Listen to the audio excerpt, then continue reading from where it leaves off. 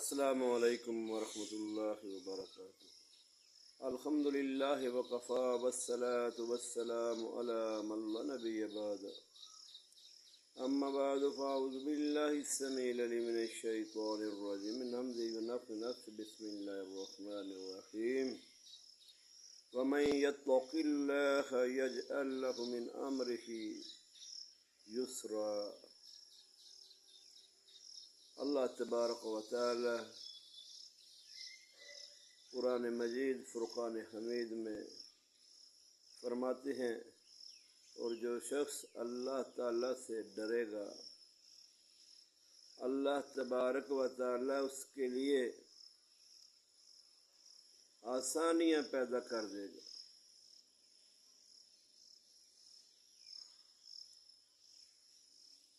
اور نبی علیہ الصلاۃ والسلام نے فرمایا،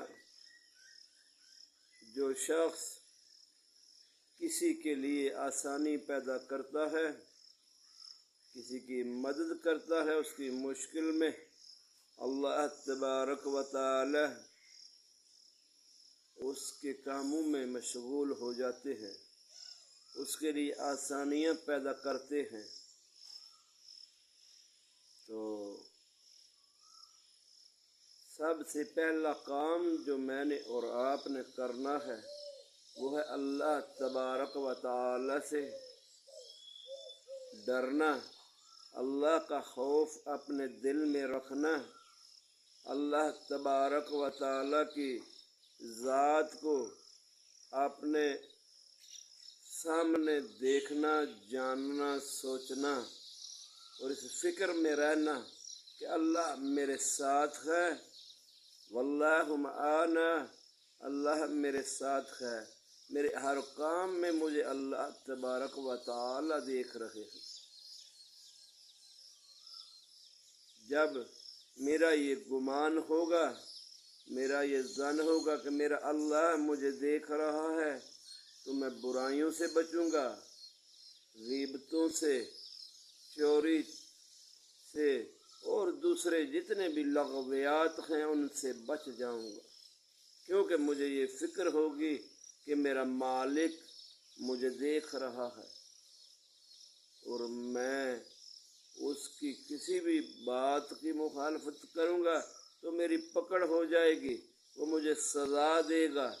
اگر یہ خوف میں اپنے دل میں رکھ لوں، اس کا ڈر اپنے دل میں بٹھا لوں، تو پھر وہ میرے لیے آسانیاں پیدا کرتا جائے گا۔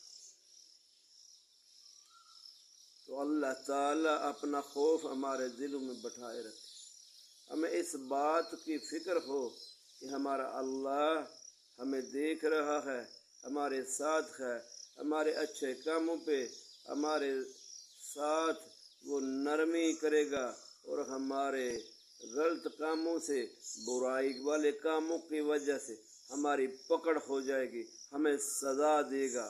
اگر سزا دینے کا ہمیں یقین ہوگا، ہمارے اندر وہ ڈر بیٹھے گا۔ اگر وہ ڈر بیٹھ گیا تو یقیناً ہم کامیاب ہو جائیں گے۔ اللہ تعالیٰ مجھے اور آپ کو سمجھنے کی اور سمجھ کر عمل کرنے کی توفیق عطا فرمائے۔